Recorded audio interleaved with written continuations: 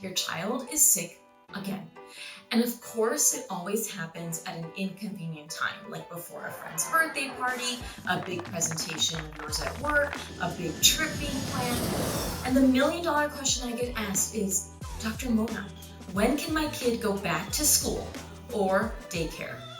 I'll cover some guidelines to help reduce risk for others and also respect that your sick child needs rest when they're not feeling well.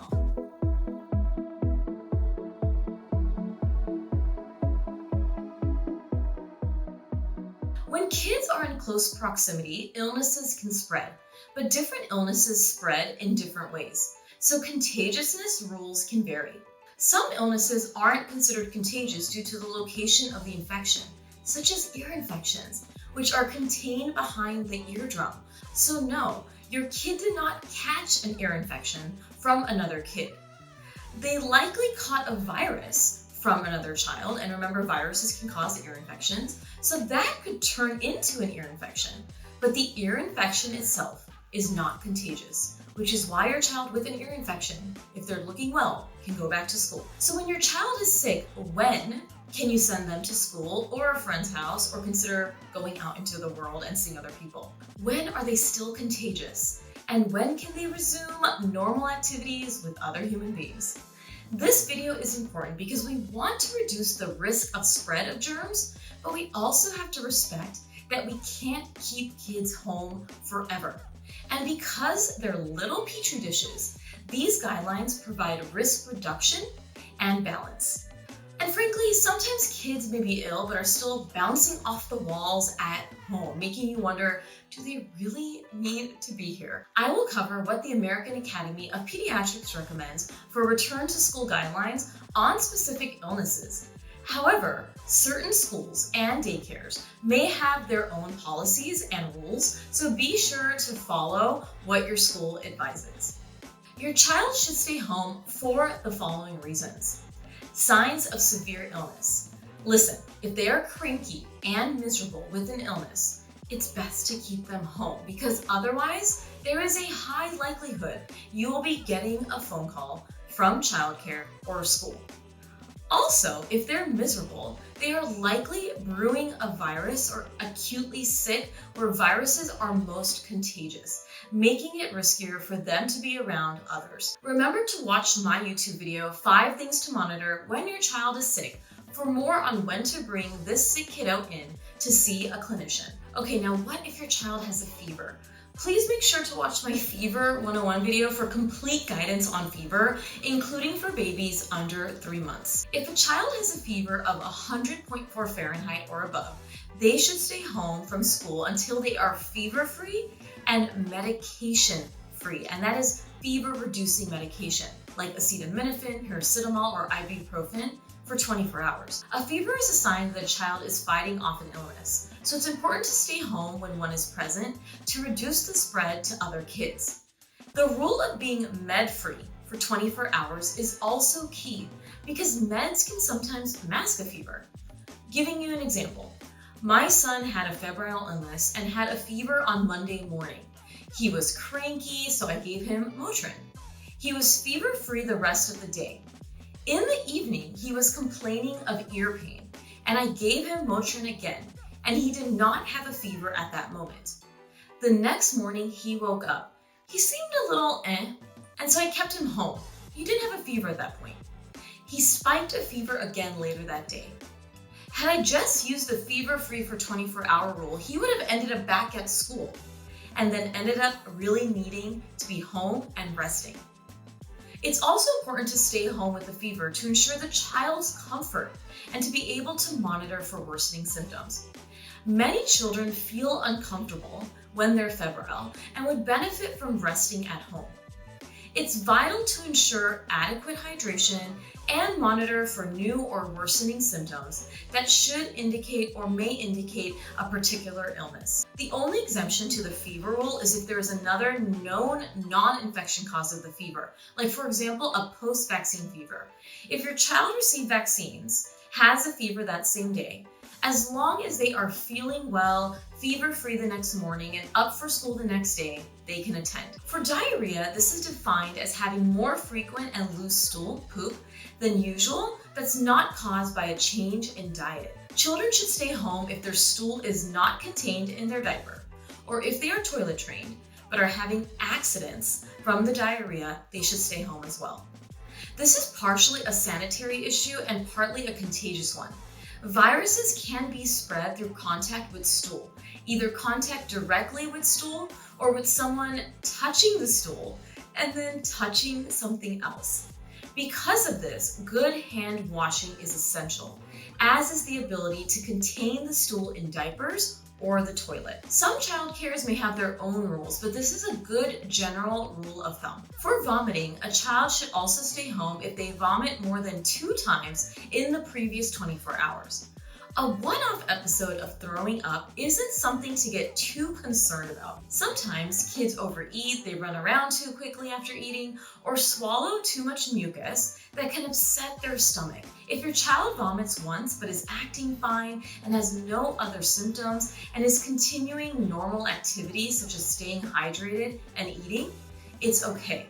But if more than one episode happens, monitoring them at home is best to see if symptoms progress or worsen. For more on vomiting management, check out my YouTube video. Now let's cover another illness that spreads rapidly through child care centers: hand, foot, and mouth disease.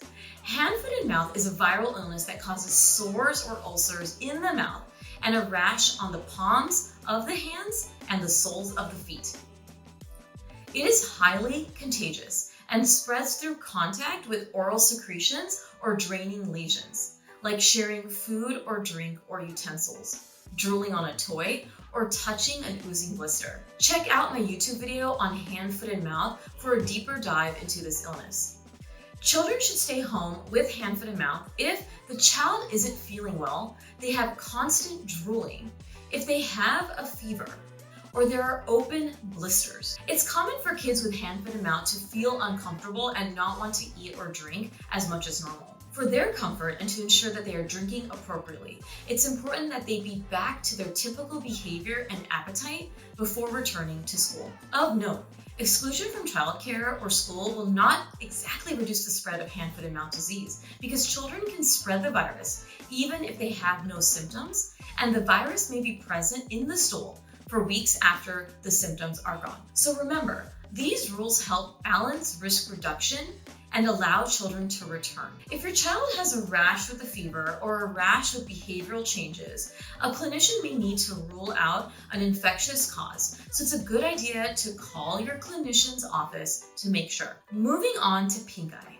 a common illness that brings kids into the doctor's office. And I highly suggest checking out my YouTube video on pink eye for a deeper dive into this. This may surprise you, but kids with viral pink eye who are otherwise afebrile and feeling well do not need to stay home. If a child has bacterial pink eye, many schools have a policy that a child may return to school 24 hours after starting antibiotic drops for the conjunctivitis. For the vast majority of cases of pink eye, which are viral in nature, you might think of it as you do a common cold. The truth is that, like the common cold, a child is often contagious and has exposed friends and classmates before symptoms are even noticed. For strep throat, make sure to watch my video here. A child with strep can return 12 hours after starting antibiotics. That means as long as your child is fever-free for at least 24 hours, Motrin, Tylenol, paracetamol free for 24 hours, and is at least 12 hours out from taking their first dose of antibiotics, they are no longer considered contagious and can return to school or a child care setting. This may surprise and excite some parents because the guideline used to be that children had to be on antibiotics for 24 hours before returning to school. But further research and updated guidelines in 2021 showed that within 12 hours of the first dose of an appropriate antibiotic, strep was not detectable in the majority of patients' throat samples. So when can my child go to school? Okay, so those are the main reasons your child needs to stay home. To be honest, many pediatricians, including myself, believe that some schools are overly strict with their exclusion rules. But to be completely fair, those exist for a reason for those establishments. So it's really important to cross-reference everything I'm sharing from a medical perspective with your childcare facility or school, because they do have the final say.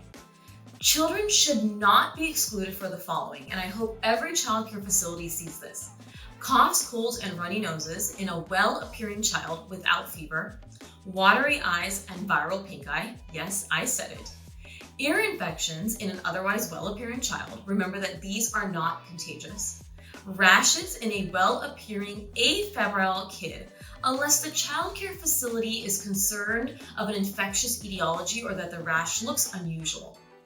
As a fellow parent, I know how it feels to check your phone and see your child's care daycare or school's number flashing back at you in the middle of the day. As a pediatrician, I know that kids get sick. And as a mother, I know sickness is never easy for anyone, including the school system. But it is important to follow these guidelines to allow that our children can recover from their illness and also reduce the risk of spread of germs as much as we possibly can, with the understanding that viral spread and illnesses are not 100% preventable. Has your child had any of these illnesses? Did any of these return to school guidelines surprise you? I'd love to hear about your experience. Leave comments or questions in the comments section below, or if you have any other questions regarding return to school with certain infections or illnesses, let me know.